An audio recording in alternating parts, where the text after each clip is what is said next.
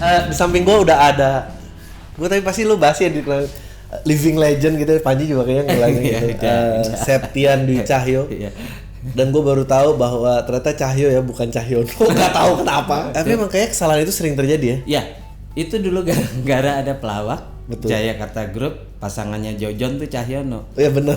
Gitu jadinya kalau udah Cahyo orang Indonesia seluruhnya terbiasa dengan nambahin no. Jadi Cahyono. Itu apa tadi nama grup lawaknya? Jayakarta Group. Jayakarta Group siapa aja ya? Jojon, Cahyono, UU, terus ini pasti udah nggak tahu nih penonton nih terus. searching. Iya searching.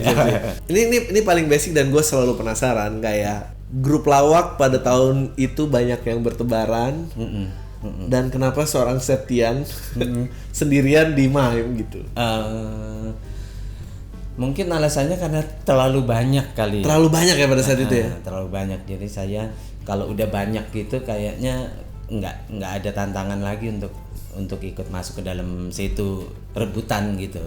Jadi mendingan cari sesuatu yang berbeda gitu. Ini beneran udah 40 tahun mempelajari MIME? Melakukan? Ya. Jadi saya pertama kali belajar tuh umur 9 tahun. Belajar di sama almarhum Mas Sena Utoyo dan Didi Petet. Oke, di tim sama Yos Rizal Manua juga karena baru. Jadi sama-sama ya kita saling belajar aja gitu. Kayak banyak orang yang nggak tahu Mas Didi Petet tuh guru akting besar gitu ya, tersohor gitu maksudnya. Ya. Beliau selain aktor besar, beliau pemain pantomim, punya grup juga sama Sena Didi Mime namanya. Sena Didi. Jadi tadi kan kita sempat ngobrol dikit belakang katanya mime itu artinya sebetulnya gerak. Mime meniru. Miming. Miming itu meniru, tiruan gitu. Jadi kalau pantomime itu ya bisa sesuatu yang kita meniru alam yang ada di alam ini, apapun yang ada di alam ini kita bisa tiru gitu. Jadi pantomime. Dia basicnya di mana sih? Basicnya maka Perancis? Kalau sejarahnya sih dari India sudah mulai. India. Terus di Yunani juga akhirnya berkembang. Memang sangat banyak ininya perkembangannya dari semua negara. Mereka punya gerak dan ekspresi itu gitu. Meskipun semua tidak dalam makeup yang tradisional hitam gitu ini. Makeup itu sebetulnya ada dari Inggris ya. Itu dia punya satu kebiasaan, mungkin karena dia gabungin sama clown jadi bentukan pantomimnya dengan make up gitu. Masuk. Tapi ada juga yang non make up. Kenapa ketertarikan ke komedi sendiri itu awalnya gimana? Awalnya karena pertama kali uniknya aja dulu. Saya ngelihat tahun 70-an nggak ada. Saya belum pernah lihat sama sekali ada seorang yang pakai makeup putih tanpa properti, tanpa ngomong, tapi dia bisa menjelaskan, dia bisa bercerita gitu. Dia jadi koboi, dia jadi pemadam kebakaran, dia jadi apapun dengan tubuh sama ekspresinya aja. Saya bilang ini kok bisa begitu ya? Dia duduk, nggak ada bangkunya, dia senderan juga nggak ada temboknya gitu. Saya pikir ini luar biasa ini, saya harus jadi kayak dia gitu.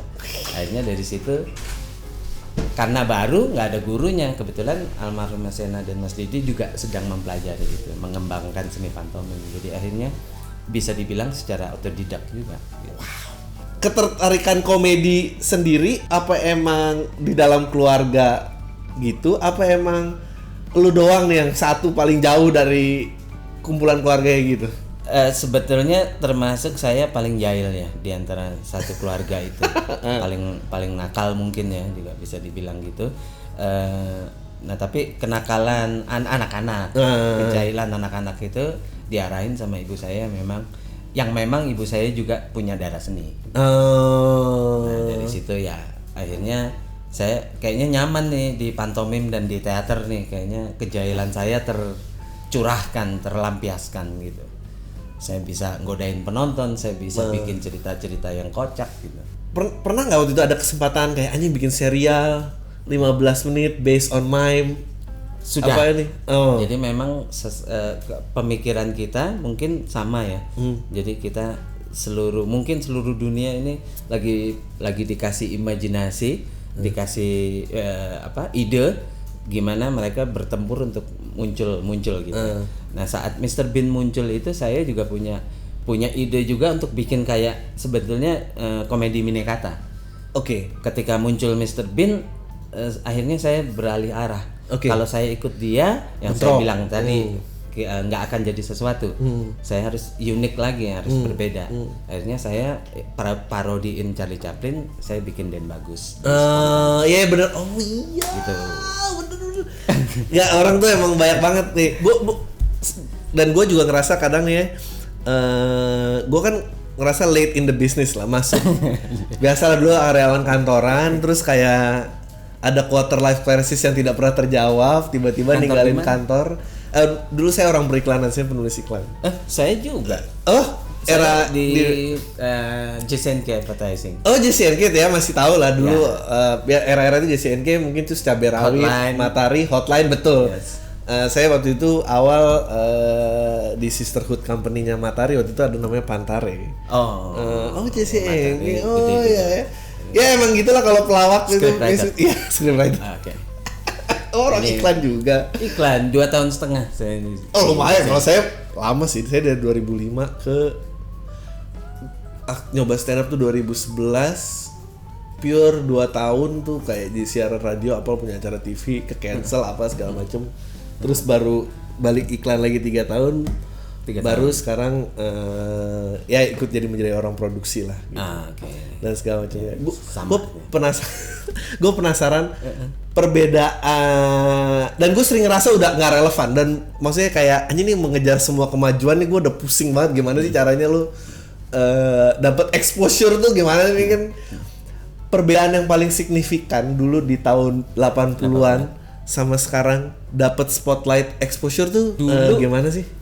Dulu karena info susah ya orang boleh dapat ya. Jadi ketika mungkin saat itu saya bikin Charlie Chaplin, belum semua orang tahu Charlie Chaplin. Dan Bagus tuh tahun berapa ya di RCTI ya? 94. Betul.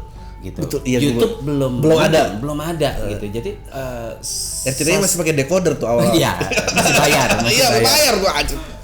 Dan saat itu keinginan utama adalah saya bisa mentransfer Charlie Chaplin itu untuk saya kenalin ke Indonesia. Gitu. Tujuannya itu sambil saya coba untuk Chaplin gaya Indonesia. Oke. Gitu. Iya.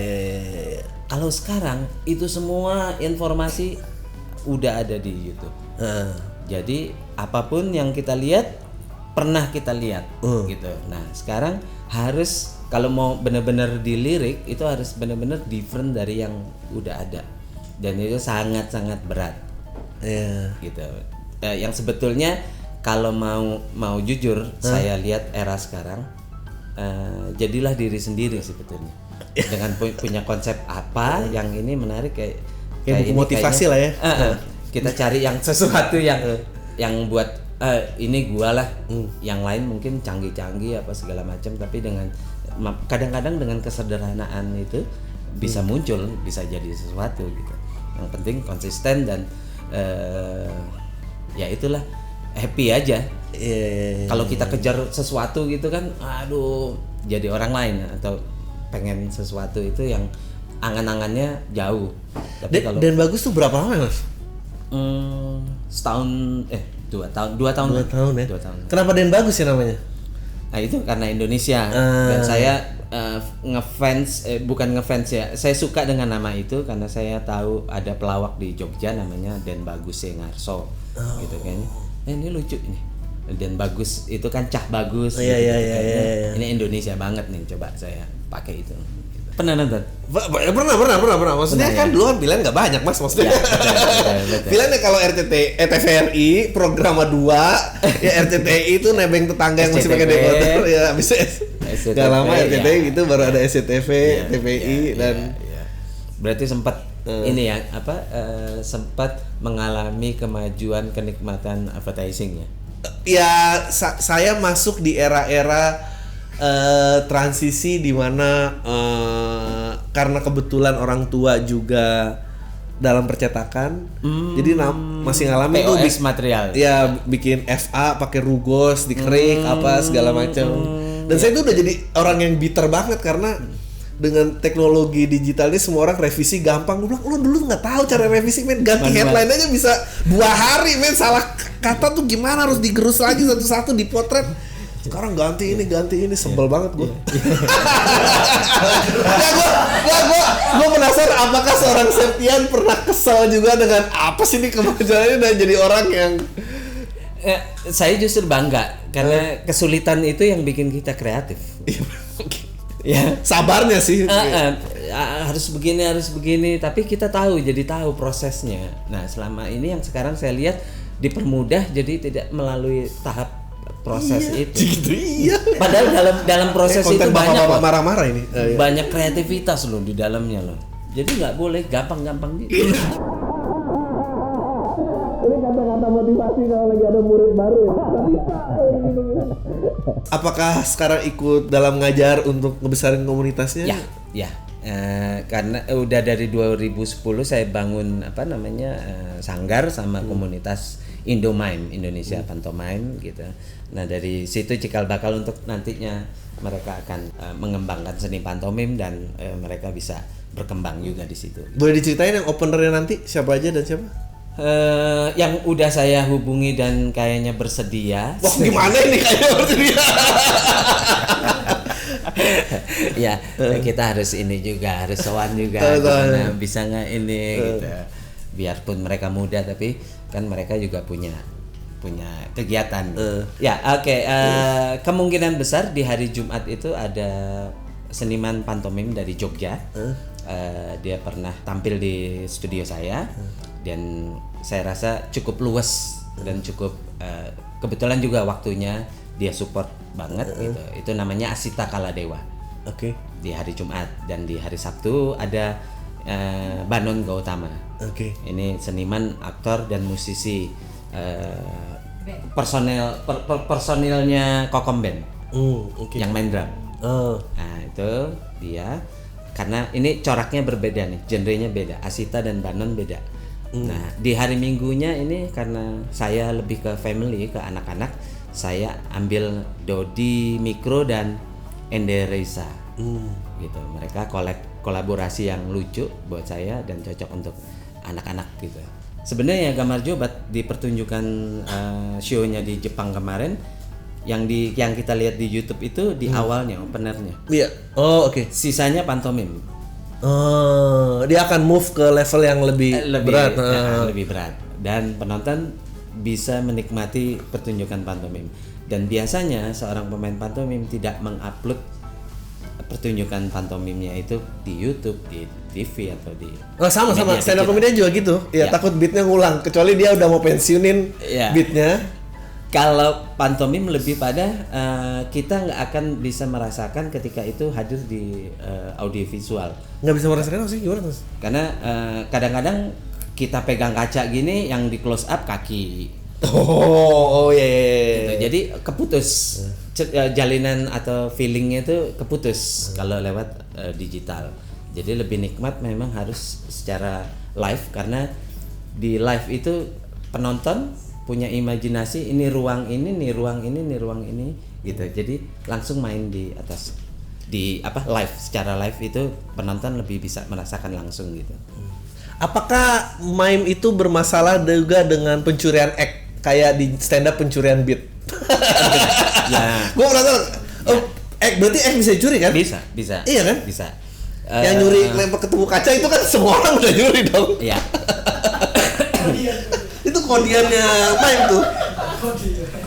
Sebenarnya itu bukan kodian tapi emang kalau kita berpantomim, saya dulu paling sering kalau saya bawain pantomim tuh yang paling nikmat dan enak menghadirkan tembok atau kaca sama bangku gitu. Mungkin banyak teknik-teknik lain yang pantomim bisa lakukan, cuman yang terkenal itu sih. Iya Bang, kursi akhirnya, ditarik apa? Iya. Masalah pencurian sih nggak no problem. Yang penting jangan mencuri gagasan atau cerita gitu. Nih kalau udah mature dan dewasa dalam industri, responnya memang begitu. Biasanya kalau yang muda-muda, dia yang dapet exposure, gua yang nemuin apa gitu. Ya sama. Sabar. Itu kayak semua bidang seni. Problemnya itu terus tuh. Terus. Iya. Kita balik lagi ke promonya 2, 3, 4 Agustus, judulnya namanya Juang. Ketika kaki tangan berbicara. Coba diceritakan. Kenapa Juang? Dan kenapa kaki dan tangan berbicara? Awalnya waktu itu saya dapat tanggalnya di Agustus gitu. Terus saya langsung lihat ini kaitannya sama perjuangan pahlawan gitu ya. Okay. Terus kaitannya dengan 40 tahun ini kayaknya cocok juga nih dipadukan dengan perjalanan saya yang ke 40 tahun ini. Saya kira Anda hanya ingin sosok nasionalis seperti Panji saja. Saya juga mau memberikan bahwa juang itu nggak selalu berkonotasi keras atau perlawanan atau peperangan, tapi juang bisa disampaikan dengan keindahan, kesabaran, terus keluasan gitu. Jadi saya mau pakai itu, dan saya pakai tagline ketika kaki tangan berbicara itu konteksnya dengan seni pantomim. Jadi kita nggak lewat verbal, nggak lewat properti, tapi kita berbicara lewat tangan dan kaki kita. Anxious nggak mas? Cemas nggak ini mau show? Karena udah sering, udah 40 jadi agak pasrah gitu ya. Jadi sudah. Yang penting saya usaha. Mas harus collab sama ini, Oke. Yang paling berat menurut gue dari komedi adalah selalu kenapa konotasinya bodoh. Orang bodoh karena lu nggak tahu, padahal susahnya untuk menciptakan sesuatu yang bodoh itu luar biasa loh ternyata. Itu satu. Sama kalau udah tentang komedi, semua orang ngerasa ngerti komedi gitu. Paling sebel tuh gue kalau ngeliat musik, lihat drama, nggak ada tuh orang yang berani komentar drama mah gitu. Tapi kalau komedi nggak gini, biar lucu gini. Kira gampang. Betul. Itu dari dulu sampai sekarang ngasih tuh. Paradigma kayak gitu, kayak menurut saya sih membuat orang tertawa lebih susah dibanding bikin orang nangis. Iya benar, setuju saya. Itu bikin coba orang nangis kita mengutarakan kesedihan atau penyakit atau apa gitu. Orang udah sedih aja udah bisa nangis gitu. Tapi bikin orang ketawa, kita ceritain itu atau kita belaga-belaga gini, orang apa sih gitu. Iya benar. Belum beda-beda banget gitu. Memang komedi itu juga bisa dipelajari sebetulnya. Karena saya juga sempat belajar dengan senior saya, dan memang komedi banyak dibagi berapa unsur untuk berapa unsur, jadi nggak hanya itu aja. Jadi banyak banget unsurnya, dan itu bisa kita gali, bisa kita kalau memang serius di dunia komedi ya kita bisa ambil mana jalur yang kita cocok nih gitu. Kalau di kelas sendiri orangnya apakah kelas clown, pencari onar, apa yang diam di belakang, apa yang saya pencari onar? Pencari onar ya? Pencari onar, dan guru-guru pasti kalau udah ribut saya yang diiniin itu. Jadi emang jahil banget saya. Jadi saya suka sama guru yang memang benar-benar killer gitu. Nah, itu kesempatan saya buat jahil gitu kan. Kalau guru killer masuk semuanya silent gitu. Jadi saya aja yang iseng gitu, ngelempar atau bakar bakar itu celana temen gitu. Teriak gitu. Nah, karena gue lagi berusaha memetakan diri sendiri juga. Gue bukan orang yang sering berbicara di kelas. Maksudnya punya kepercayaan diri tuh baru lah setelah apalagi menemukan suara sendiri dalam stand up dan segala macam. Tapi gue inget banget dulu gue SMP, gue emang nggak nakal, gue bukan dibully dan nggak pernah ngebully orang. Tapi gue inget banget ada satu insiden di mana gue menggalang demo satu angkatan gara-gara dulu ceritanya seangkatan cuma 2 kelas,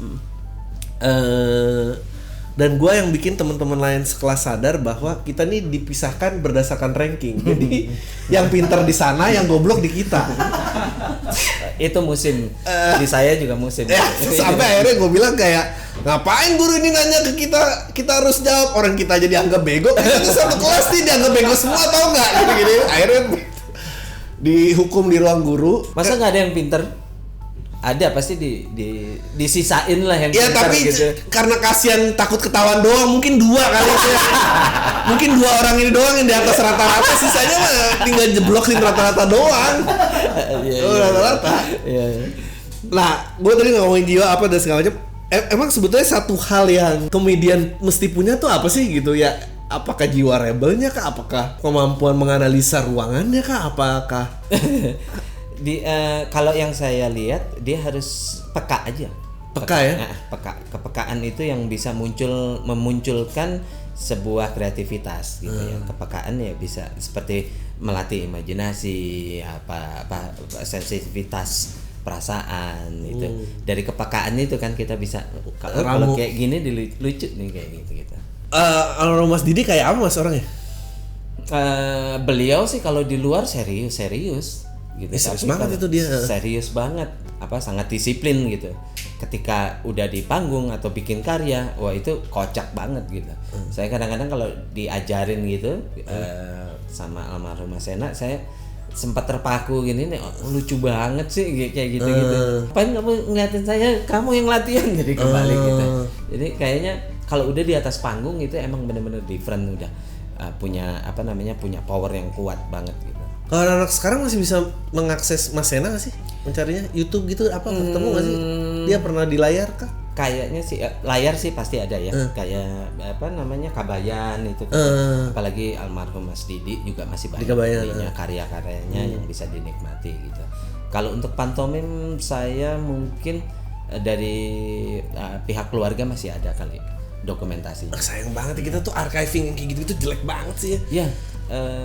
Terakhir saya ketemu sama almarhum Mas Didi, beliau sempat tanya sama saya, Septian selalu bawa kamera, karena saya selalu foto dokumentasi kalau saya lagi di mana gitu. Iya Mas gitu. Oh hebat ya. Saya enggak gitu. Saya kurang ini dokumentasi gitu. Jadi karena beliau banyak kan tampil di mana-mana gitu. Tapi tidak ada dokumentasi. Itu yang archiving yang tuh sangat ini, beliau juga sadar itu penting banget, dokumentasi itu penting gitu. Gua baru lihat trailernya dokumenternya Coldplay. Mereka tuh dapat loh footage Chris Martin masih jerawatan, masih kawat gigi di tempat parkir, ngomong di kamera bilang gini, lu lihat nih nanti 20 tahun lagi gak akan ada yang lupa sama kita berempat. Terus 20 tahun kemudian dia di Glastonbury. Tapi dia bisa dapetin dokumenter, dia ngomong itu menurut gua kita kalau cari gini Mas Sena, Mas Didi, orang tuh nggak ngerti betapa cutting edge-nya dulu. Beliau bikin Emon aja tuh.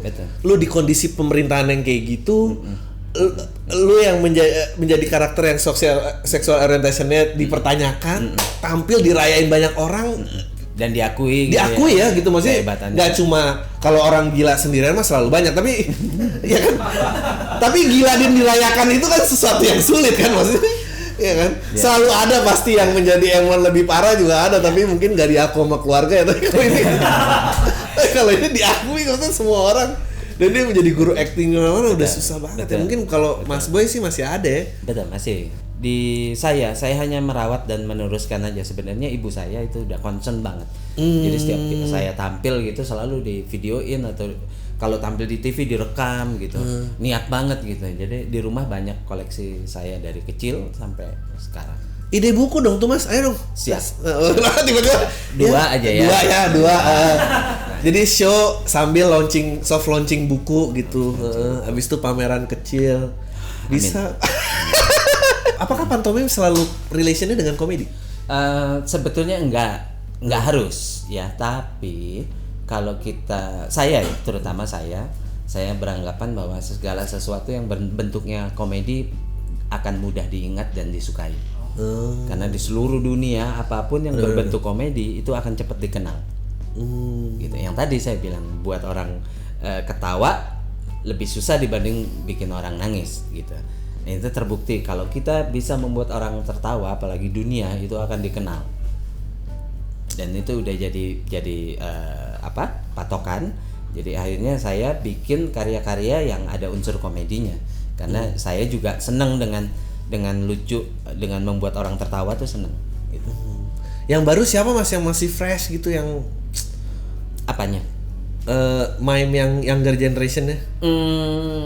Yang tadi di opener saya itu juga mereka bisa dan sebetulnya banyak, cuman saya belum sempat tahu lebih dalam gitu. Tapi banyak di seluruh Indonesia, sangat banyak pemain. Nggak ada kumpul komunitas aja gitu kalau stand up?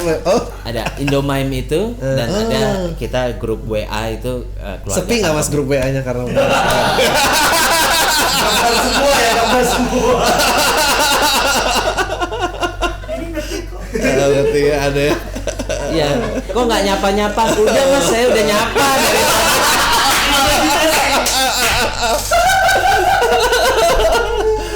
Indomime, keluarga pantomim Indonesia ada. Terus di masing-masing daerah kayak di Jogja punya komunitas sendiri kayak gitu. Seluruh Indonesia, Palembang, Jogja, Surabaya, Bandung. Biasa ya. Udah menjabat jadi ketuanya berapa lama mas? Udah ada, cuman belum aktif aja. Karena lagi-lagi kita silent act semua gitu. Emang regenerasi itu lama ya emang. Iya. Katanya bener sih, harus gabung, harus ini sih. Kepecah-pecah gini tuh malah sulit memang. Iya, karena musik contohnya breakdance, kita dulu penari breakdance itu harus bisa robotik, harus bisa floor ya, main bawah, main atas, semuanya harus bisa gitu. Pantomim juga harus bisa, wave juga harus, pokoknya semuanya komplit di satu badan itu. Ini untuk memberikan konteks, maksudnya floor main atas main bawah tuh karena yang gerakan yang di bawah ada yang bukan main atas main bawah. Iya. 96. Bingung ntar semua orang nggak ngerti. Itu head spin. Iya. Itu main bawah.